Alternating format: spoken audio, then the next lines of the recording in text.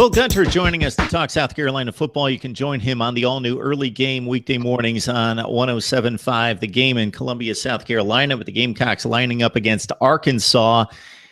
So let's see. This will be the 6th game out of 12, so we're going to hit the halfway mark. So I'll take some level of evaluation based on, you mentioned the NC State win coming out of the gate versus some of the losses in recent weeks against Texas A&M, and especially that loss at home against Kentucky that people were kind of counting on, even though the point spread wasn't that wide. I think South Carolina Nation and even outside of that circle, we're thinking South Carolina is really a hot football team that's putting something together. They should win at home against Kentucky. When that didn't happen, the team took a step back to a certain extent. So your thoughts about where the team stands through 5 games, what surprised you, what's concerned you, what do you have hope for looking at the last 7 games? Well, I think for starters, the team is on the right track. The program is on the right track under Will Muschamp. Let's clarify. Team is in 2017. Program is entirely different. That's everything that Will Muschamp's building. And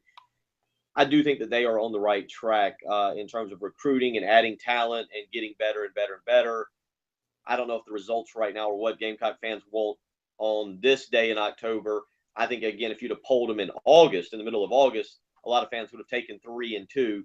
How they've arrived at that spot maybe angers fans a little bit. But I think the program as a whole is on the right track. Obviously, the biggest surprise has been the defensive play. We thought the defensive play with the depth and with youngsters and things of that nature, losing some guys, might take a step back. But you look at it so far, they gave up 28 points to North Carolina State. Other than that, they've been pretty good. 23 to Kentucky, 17 to Louisiana Tech, 13 to Missouri, 24 last week. The defense has played well enough for this team to be 5-0. There's no question about that. So I think that's impressive. Jamias Williams last week led the team in tackles with 10. You're talking about an impact freshman who's coming along very quickly. Disappointing. We thought this offense would be better. And for whatever reason, and I'm not an absolutist in this, I know people here are blaming Kurt Roper and solely Kurt Roper, but there is a lot more issues than just Kurt Roper. There are injuries. There are missed assignments. Tyson Williams last week, whiffs. I could have blocked better, and I'm 5'7", and I'm down to about 165, but on a blitzing linebacker that allowed Jake Bentley to get hit. So, and you're pretty confident that that's not part of the play design by Kurt Roper. You feel that that's probably a certainty. So it's not just Kurt Roper, but the offense, for whatever reason, has just not gotten on track. And that's the biggest disappointment because, again, the defense has played well enough to be 5-0. They've not gotten production from the offense. And quite frankly, ever since that first touchdown pass against Kentucky on the first play of the game, they've backtracked. I think Will Muschamp put out the stat this week. They're about 50% of their drives in the last 3 weeks have been 3 and outs. And that's just totally unacceptable. There's too much offensive talent.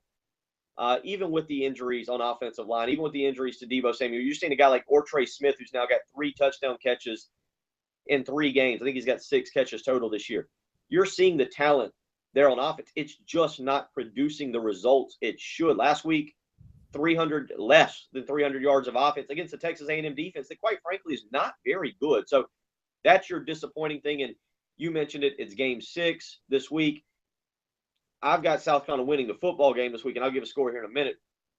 But I don't think that this offense is going to drastically change into some kind of juggernaut unit over the next – they are what they are at this point. They're going to have to figure a way to enhance it, improve it just a little bit, kind of like they did at the back end of last season.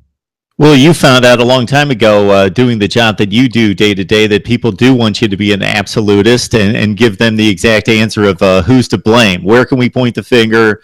It can't be complex. It's got to be one thing that we can definitely just say, that's the guy, get rid of him, or that's the unit, let's blame the offensive line or the receivers or whoever it is. And it's usually a little bit more involved than that. South Carolina at 3-2, of course, still has a shot to make some noise in the SEC with upcoming games against Florida, Georgia, and Tennessee.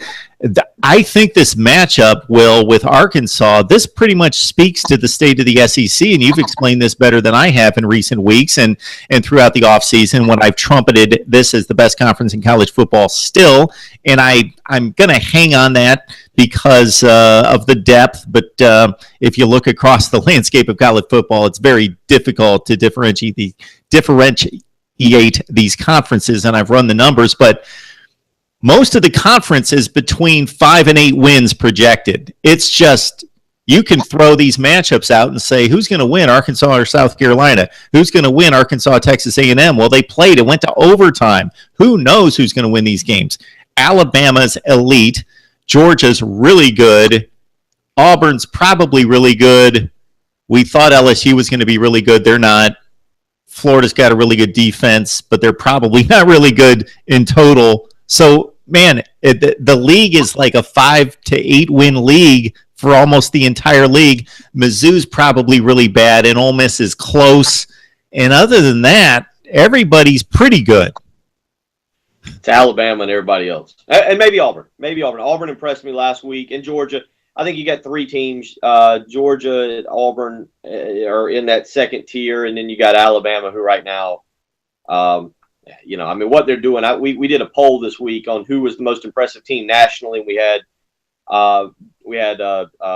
Alabama, Clemson, Georgia, or any other team. And Clemson ended up winning the poll. And I think some of that's because we just look at Alabama and say, well, you're supposed to do that. You're Alabama. When you outscore the last 2 teams, I don't care if it's Vanderbilt and Ole Miss. When you outscore 2 teams 125-3, that's pretty impressive. I don't care who you are. Auburn, I think, is what we thought. All of a sudden, there's no shame in losing that game on the road at night to Clemson. There's none. 14-6. There's shame, I guess, in giving up 11 sacks. That stands out. But 14-6, there's nothing wrong with that. I don't know what to make of Georgia. The Notre Dame game seems to look better each and every week. Georgia and Jake Fromm are kind of getting it done. I think they've got a brewing controversy there. When Jacob Eason comes back, it looks like Justin Fields will commit to Georgia today. And you talk about 3 5-star quarterbacks on the roster next year. I mean, that's an interesting situation. But after those teams, man, it's muddied water, and it's great. There's parity, I guess, but like you said, it's between 5 wins and 8 wins type parity. This is a league that's in a big transition right now. I continue to believe. Yeah, the Alabama games against Vanderbilt and Ole Miss are impressive because of this. People will point to, they're not very good football teams. That's not impressive. Nobody else is going to do that to Vanderbilt and Ole Miss. They are good enough that they're going to stay within 3 to 4 touchdowns of anybody. They're not going to get annihilated by 60 points by anybody else. I can almost guarantee that, unless it's a complete anomaly. But they're basically going to play 5 or 6 win football for the entirety of the season and play decent against even good teams in the SEC. They're gonna stay within 14 or 21 points of anybody else that we think is good, meaning Auburn or Georgia. They're not going to annihilate Ole Miss and Vanderbilt 59-0 and 66-3. I can almost guarantee that. That's how good Alabama is.